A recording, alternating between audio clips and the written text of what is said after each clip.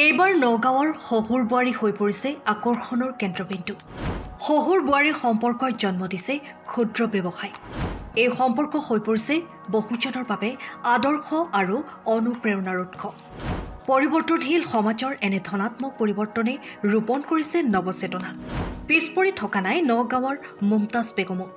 এগৰাকী মহিলায়ো নিজ প্ৰচেষ্টাৰে দেখুৱাইছে স্বাৱলম্বনৰ নিদৰ্শন। শহুৰ বোৱাৰীক একেশাৰীতে একেলগে বহা দেখিলেই আচহুৱা চাউনি-ৰাচুৱাসকলৰ বাবে নিশ্চয়কৈ এয়াও এটা আচহুৱা খবৰেই। কিন্তু পৰিৱৰ্তনকামী চিন্তাশীল ব্যক্তিৰ বাবে নিশ্চয়কৈ এক ভাল খবৰ যে নগাঁৱত শহুৰ বোৱাৰী মিলি গঢ় দিছে এটি ব্যৱসায়। ঘটিছে মাহেকত হাজাৰ হাজাৰ টকা। নগাঁৱৰ অনিল পাটৰ আৰু ৰূপৰেখা বৰদলৈ পাটৰে মন মুহিছে সকলোৰে। হাঁহ ব্যৱসায়েৰে স্বাৱলম্বনৰ নিদৰ্শন দাঙি ধৰিছে এওঁলোকে। তেওঁলোকৰ এই যাত্ৰাৰ সাৰথি বন্ধন বেংক। প্ৰথম অৱস্থাত বন্ধন বেংকৰ পৰা ৩৫,০০০ টকাৰ ঋণ লৈ ২০০জনী হাঁহ ক্ৰয় কৰে। এই হাঁহ ফাৰ্মৰ পৰাই ৭-৮ লাখ টকাৰ উপাৰ্জন কৰিবলৈ সক্ষম হয় এওঁলোকে। বৰ্তমান ৬০০ হাঁহৰ গৰাকী এওঁলোক। এই ব্যৱসায়ে আৰ্থিকভাৱে টনকিয়াল হোৱাত সহায় কৰিছে তেওঁলোকক। আমাৰ সাংবাদিকৰ আগত তেওঁ কি কয় চাওঁ আহক। নমস্কাৰ, মোৰ নাম শ্ৰী অনিল পাটৰ আৰু এই হ'ল মোৰ বোৱাৰী। মোৰ বোৱাৰীৰ নাম হৈছে শ্ৰী ৰূপৰেখা বৰদলৈ পাটৰ। আৰু আমি হাঁহ ব্যৱসায় কৰিছোঁ।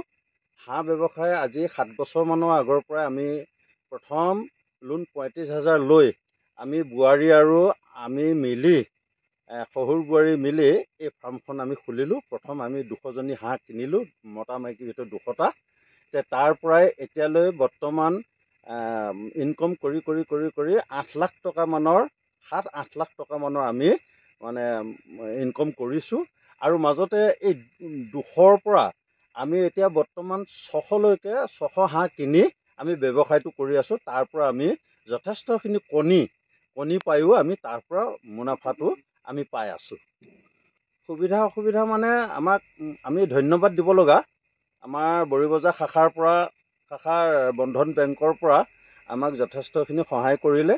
আমি তাৰ বাবে আমি ধন্য হৈছোঁ আৰু আমি ধন্যবাদ দিছোঁ আমাৰ ছাৰসকলক। তেওঁলোকে আমাক বহুতখিনি সহায় কৰিলে।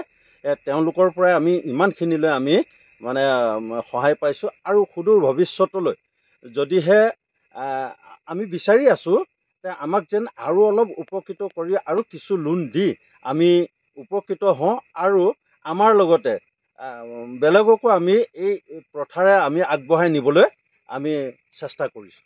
তদুপৰি নগাঁৱৰ বৰিবজাৰ শাখাৰ বন্ধন বেংকে অঞ্চলটোৰ দুখীয়া ৰাইজৰ মাজত দেখুৱাইছে আশাৰ ৰেঙনি। এই শাখাৰ পৰাই ঋণ গ্ৰহণ কৰি উপকৃত মুমতাজ বেগম।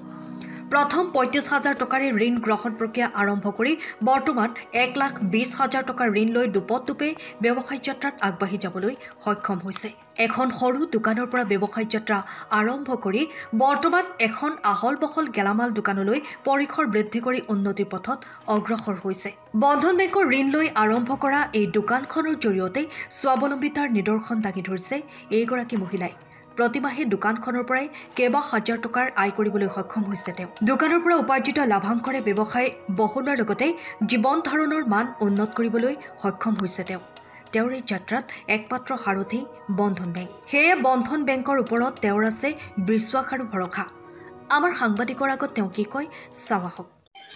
নমস্কাৰ, মোৰ নাম মুমতাজ বেগম। মই ৩৫,০০০ টকা লোন লৈছিলোঁ আজি ৬ বছৰ হ'ল। এতিয়া বৰিবজাৰ এতিয়া মোক বৰাই কৰি কিনি ১,১০,০০০ লৈছোঁ।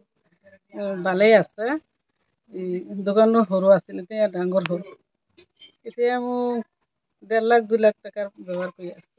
ভৱিষ্যতে আৰু বেছি কি ল'ম লৈ কিনে ব্যৱহাৰ কৰি এতিয়া মই ব্যৱহাৰটো ডাঙৰ কৰিম। নগাঁৱৰ বন্ধন বেংকৰ বৰিবজাৰ শাখাই অঞ্চলটোৰ নিবনুৱা যুৱক-যুৱতী তথা পুৰুষ-মহিলাসকলক ক্ষুদ্ৰ ঋণ প্ৰদান কৰি স্বাৱলম্বন কৰাৰ লগতে অঞ্চলটোৰ নিবনুৱা সমস্যা সমাধানৰ ক্ষেত্ৰতো এক উচ্চ ভূমিকা গ্ৰহণ কৰা পৰিলক্ষিত হৈছে।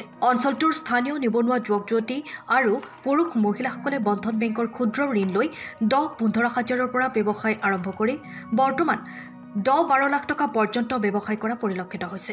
অঞ্চলটোৰ নিবনুৱাসকলে বন্ধন বেংকৰ পৰা ঋণ লৈ দুগ্ধ পাম, হাঁহৰ পাম, ছাগলী ফাৰ্ম, গেলামাল, কছমেটিকৰ দোকান আৰু বিভিন্ন কুটিৰ উদ্যোগ স্থাপন কৰি নিজৰ লগতে অঞ্চলটোৰ বহু নিবনুৱাক সংস্থাপন দিবলৈ সক্ষম হৈছে।